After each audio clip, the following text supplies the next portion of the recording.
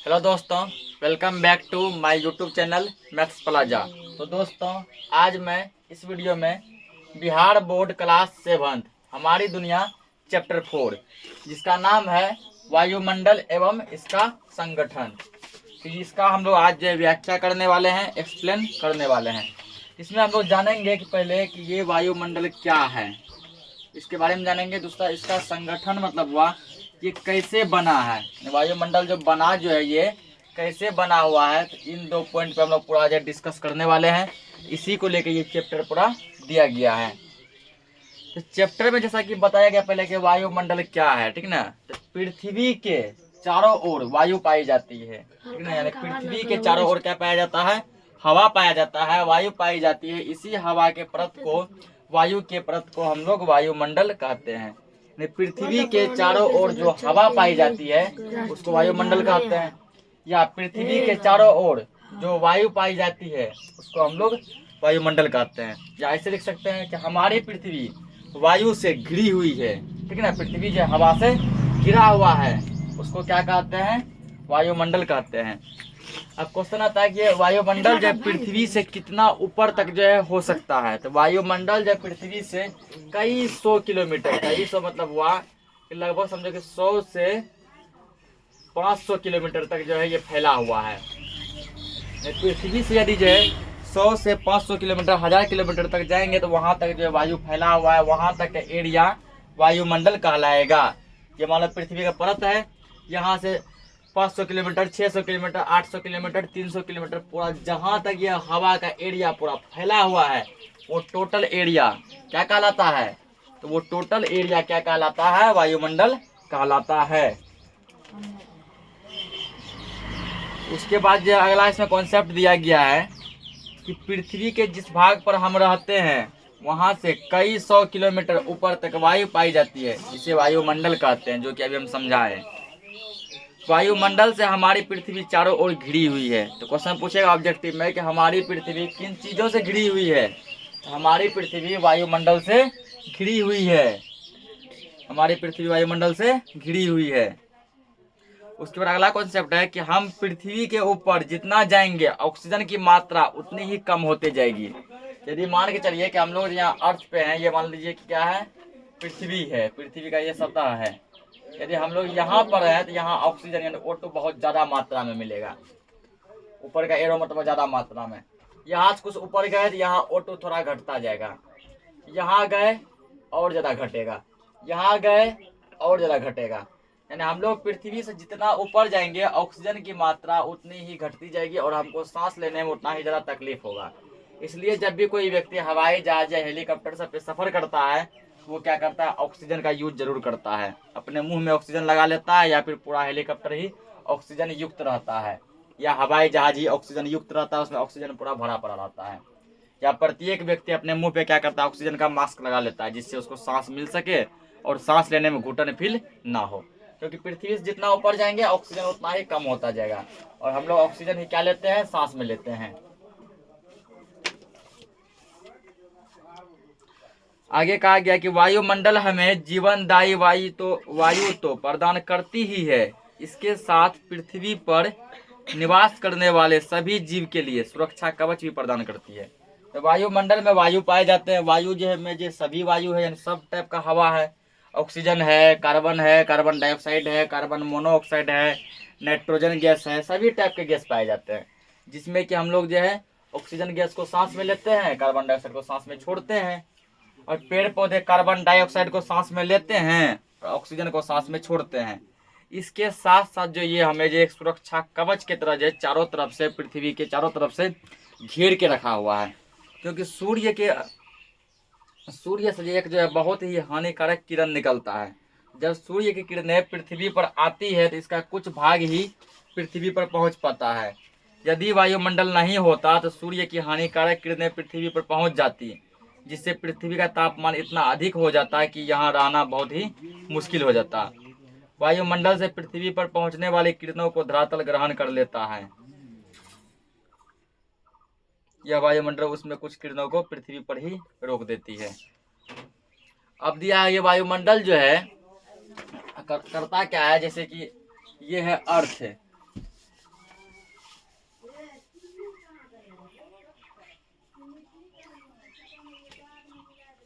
ये क्या है, अर्थ।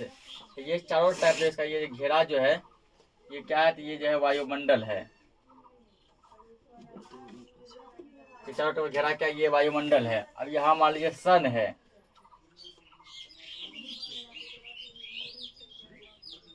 ये क्या है, तो ये सन है। यहाँ यदि ये वायुमंडल नहीं होता तो यहाँ से जितना भी किरण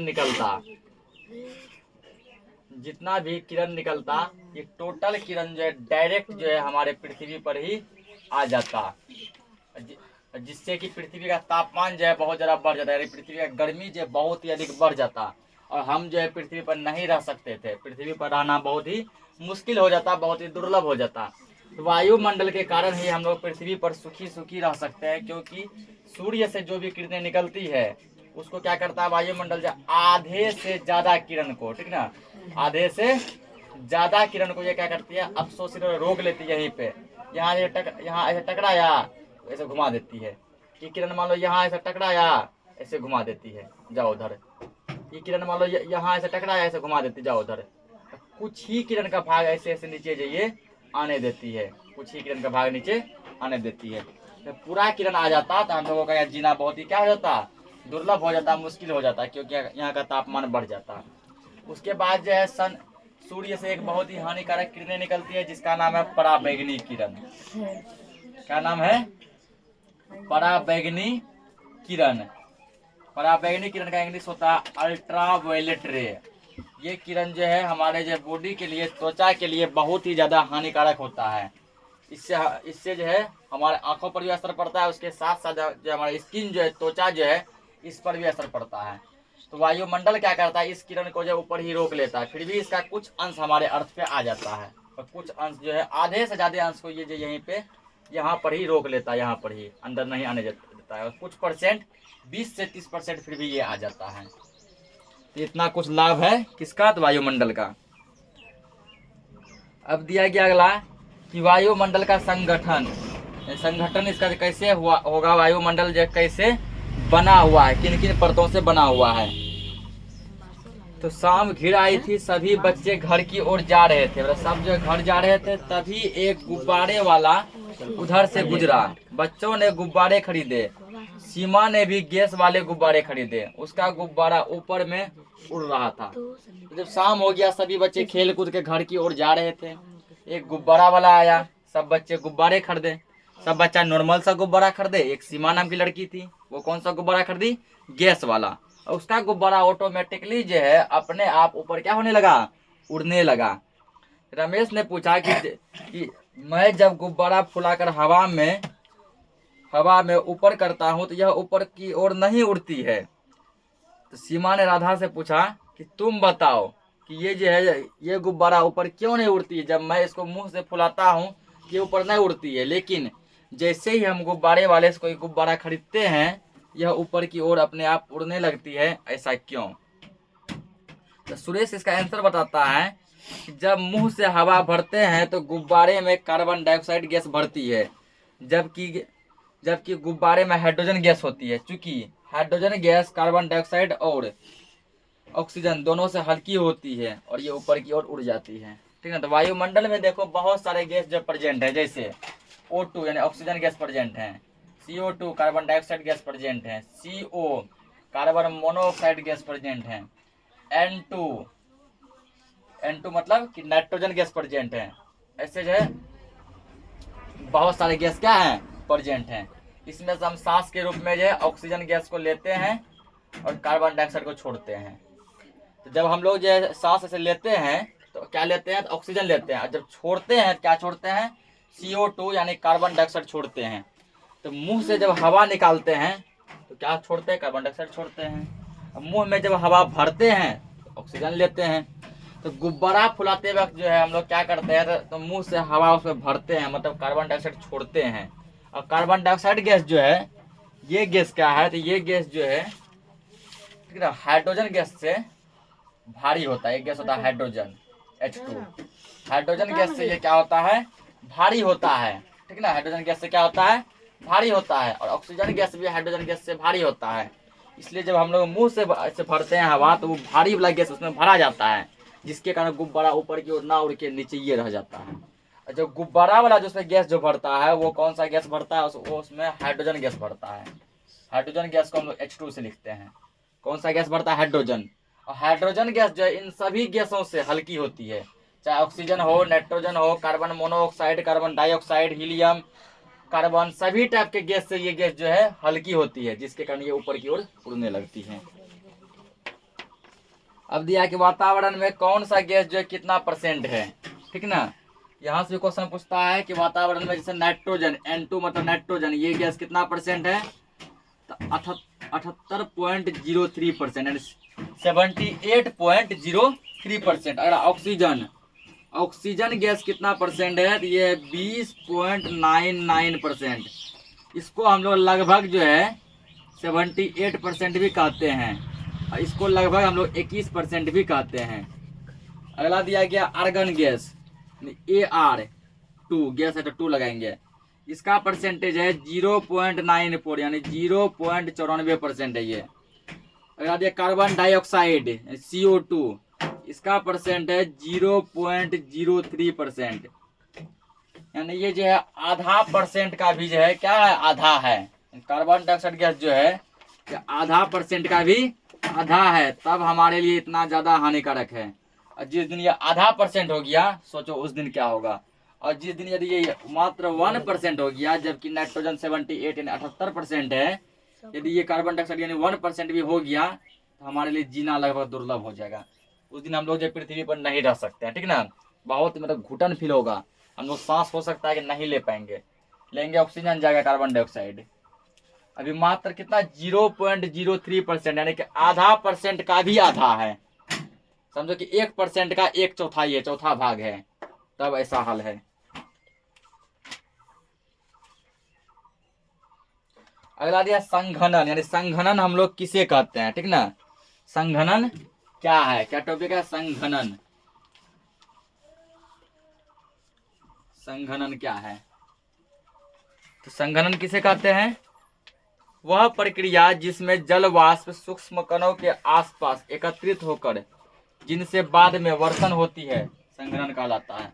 संघनन मतलब हुआ कि जैसे देखो भाप जो होता है, भाप यानी वाष्प, जैसे हम लोग खाना पकाते हैं तो उससे भाप निकलता है ना, वाष्प निकलता है। या कोई चीज पानी गर्म करते हैं, दूध गर्म करते हैं, कुछ भी चीज गर्म करते हैं तो उससे क्या निकलता है? भाप निकलता है, वाष्प निकलता है। पानी जो है वाष्प में कन्वर्ट होकर क्या हो जाता है? वायुमंडल में चला जाता है। ठीक यही कॉन्सेप्ट नदी, तालाब, पोखर, झील, झरना में भी होता है। सूर्य का गर्मी पाके वो क्या होता है? भाप में वाष्प में कन्वर्ट हो जाता है। कन्वर्ट होकर जाके ऊपर में बादल का निर्माण करता है, जिस बादल से क्या होता है? पानी पड़ता है। अब संघनन क्या है? तो संघनन जो है, ठीक ना, वो भाप जो वाष्प जो बना था वो ऊपर जाके ठंडा हो जाता है, ठंडा होकर फिर से क्या बन जाता है? पानी बन जाता है। वाष्प का पानी में कन्वर्ट होना ही क्या कहलाता है? संघनन कहलाता है। या दो टाइप का जो है आता है, पहला आता है जब जो है पानी यानी जब जल वाष्प में कन्वर्ट होगा। पहले जल किस में कन्वर्ट होगा? वाष्प में, वाष्प यानी भाप में। तो जब जल जो है वाष्प में कन्वर्ट होगा तो इसको हम लोग कहते हैं वाष्पीकरण। क्या कहते हैं? वाष्पीकरण। और जब यही वाष्प यानी जब भाप जो है फिर से जल में कन्वर्ट हो जाएगा, यानी जब पानी में कन्वर्ट हो जाएगा, इसको हम लोग कहते हैं संघनन। इसको क्या कहते हैं? संघनन। और जब ये जल जो है किस में कन्वर्ट हो जाएगा? तो जब जल जो है बर्फ में कन्वर्ट हो जाएगा, उसको कहते हैं हिमीकरण। ऐसे बहुत सारे प्रोसेस हैं, उतना नहीं समझना है। अगला टॉपिक अब इसमें दिया गया है कि वायुमंडल की संरचना, यानी वायुमंडल का जो है स्ट्रक्चर क्या है, वायुमंडल कैसा दिखता है या इसकी बनावट क्या है। उससे पहले हम लोग इसमें एक टॉपिक समझेंगे, ग्रीन हाउस। ग्रीन हाउस क्या है, ठीक है ना। ग्रीन हाउस क्या है? ठंडे प्रदेशों में कृषि उत्पादन के लिए उचित तापमान का अभाव रहता है। ऐसी स्थिति में वहां के लोग कांच या प्लास्टिक की पारदर्शी शीट के ऐसे घर बनाते हैं जिसमें सूर्य की किरणें प्रवेश तो कर पाती है लेकिन बाहर नहीं निकल पाती है। इसको हम लोग कहते हैं ग्रीन हाउस। देखो जहाँ ठंडा इलाका कहाँ? जो मान लो पहाड़ी इलाका है, ठीक ना। तो पहाड़ी इलाका में होता क्या है, उन लोगों को जो है जितना जरा धूप मिलना चाहिए उतना धूप उसको नहीं मिल पाता है। हम लोग तो मान लो मैदानी इलाका में है, जितना कुछ जो चीज मिलना चाहिए उतना हर एक कुछ मिल जाता है, ठीक ना। लेकिन जो हमारे पहाड़ी इलाका में है उसको जितना धूप मिलना चाहिए, जितना ताप उसको मिलना चाहिए, उतना उसको नहीं मिल पाता है। जिससे होता क्या, उसको खेती करने में जो प्रॉब्लम होता है। अब मान लो कि खेती को चाहिए धूप चाहिए, जिससे कि मान लो कि फसल जो है ग्रो करेगा, उसको वो मिल ही नहीं पा रहा है। उस कंडीशन में वो क्या करता है, एक ऐसा घर बनाता है जो या तो कांच का बना होता है या फिर प्लास्टिक का बना होता है। इस घर का खासियत क्या है, इस घर का ये खासियत है, ठीक है ना, इस घर का ये खासियत है, जब सूर्य की किरणें उसमें पड़ती है तो किरण तो उसमें जा सकता है लेकिन उससे बाहर नहीं निकल सकता है, ठीक ना। किरण उसमें जा सकता है लेकिन उससे बाहर नहीं निकल सकता है। तो इस टाइप के घर को हम लोग कहते हैं ग्रीन हाउस। इस टाइप के घर को ग्रीन हाउस। जैसे मान लो चलो कि कोई आदमी कहता है कि कोई मान लो ऐसा चीज होता है जिसमें घुस हम लोग अंदर तो घुस सकते हैं लेकिन वहां से बाहर निकलने का कोई रास्ता नहीं है। मतलब अंदर जाने का बहुत रास्ता है लेकिन बाहर निकलने का कोई रास्ता नहीं है। ठीक इसी तरह ये है ग्रीन हाउस। इसमें सूर्य किरणें आ सकती है लेकिन बाहर निकलने का इसका कोई रास्ता नहीं है। वो वहां आके जमा हो जाता है, उसका टेम्परेचर तापमान बढ़ जाता है, जिससे लोग को प्रॉफिट होता है। अगला दिया वायुमंडल का संरचना। तो वायुमंडल को जब 5 भागों में बांटा गया, पहला दिया क्षोभ मंडल, दूसरा समताप मंडल, तीसरा मध्य मंडल, चौथा बाह्य मंडल और 5वां बहिर्मंडल। अब समझेंगे। तो पृथ्वी की सतह से करीब करीब 100 किलोमीटर तक ऊंचाई तक वायुमंडल का विस्तार पाया जाता है। 100 नहीं सॉरी 1000, ठीक है। यानी यहाँ पर जब जो लिखे थे, यानी वायुमंडल जो है पृथ्वी से 1000 किलोमीटर तक जो है होता है। यानी पृथ्वी से 1000 किलोमीटर तक दूर जाने पे पूरा किसका फैलाव है, तो वायुमंडल का ही फैलाव है। तो वायुमंडल पाया जाता है। साथ साथ वायुमंडल के तापमान एवं दबाव में भी बदलाव होते हैं। यहाँ टेम्परेचर थोड़ा कम होगा, ऊपर जाएंगे ऐसे बढ़ेगा या तो घटेगा, ये सब प्रभाव होते रहता है। इन तरह से इसको 5 भागों में बांटे हैं, 5 का नाम जान चुके हैं। तो सबसे पहले क्षोभ मंडल, यानी क्षोभ मंडल क्या है ये जानेंगे, क्योंकि ये जो है क्षोभ मंडल सबसे नीचे होता है, यानी पृथ्वी के सबसे नीचे वाले परत को। तो यह वायुमंडल की सबसे निचली परत है एवं महत्वपूर्ण है। मौसम संबंधी परिवर्तन इसी मंडल में होते हैं। इसकी ऊंचाई लगभग 13 किलोमीटर है। यानी पृथ्वी से मात्र 13 किलोमीटर, पृथ्वी से 13 किलोमीटर तक के डिस्टेंस तक जो वायुमंडल पाया जाता है उसको हम लोग कहते हैं क्षोभ मंडल।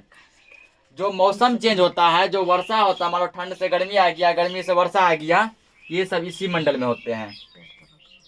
अगला दिया गया क्षोभ मंडल के बाद जो है समताप मंडल। समताप मंडल क्या है, क्षोभ मंडल के बाद, यानी कि क्षोभ मंडल के बाद जो है जिस मंडल का क्या होता है आरंभ होता है, मान लो क्षोभ मंडल यहाँ खत्म हुआ, यहाँ से जो मंडल स्टार्ट हुआ इसको हम लोग कहते हैं समताप मंडल। इसकी ऊंचाई, इस मंडल का फैलाव करीब करीब 50 किलोमीटर तक, 50 किलोमीटर ऊंचाई तक रहता है। यानी पृथ्वी से 13 किलोमीटर तक कौन मंडल पाया जाएगा, क्षोभ मंडल। और पृथ्वी से 50 किलोमीटर ऊपर तक कौन सा मंडल पाया जाएगा, समताप मंडल। इस मंडल के निचले भाग में 20 किलोमीटर की ऊंचाई तक तापमान स्थिर रहता है। यानी कि समताप मंडल 50 किलोमीटर तक पाया जाता है। 20 किलोमीटर तक जाएंगे तापमान में कोई परिवर्तन नहीं होगा। उसके बाद जब ऊपर जाएंगे तो ऊपर जाने पर क्या होगा, तापमान बढ़ता जाएगा, टेम्परेचर बढ़ता जाएगा और हम लोगों का जीना क्या जाएगा मुश्किल। अगला क्या है मध्य मंडल।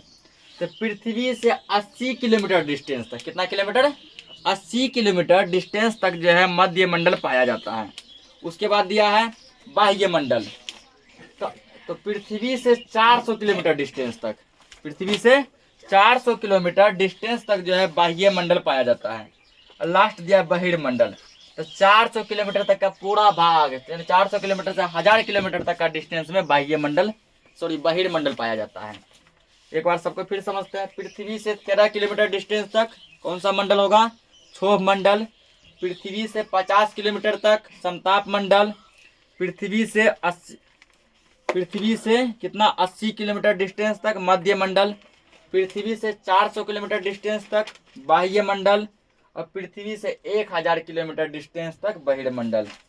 यही टॉपिक जो है इस चैप्टर का लास्ट टॉपिक था। तो हम लोग जो है फिर नेक्स्ट लेक्चर में मिलेंगे और इसका क्वेश्चन आंसर करेंगे।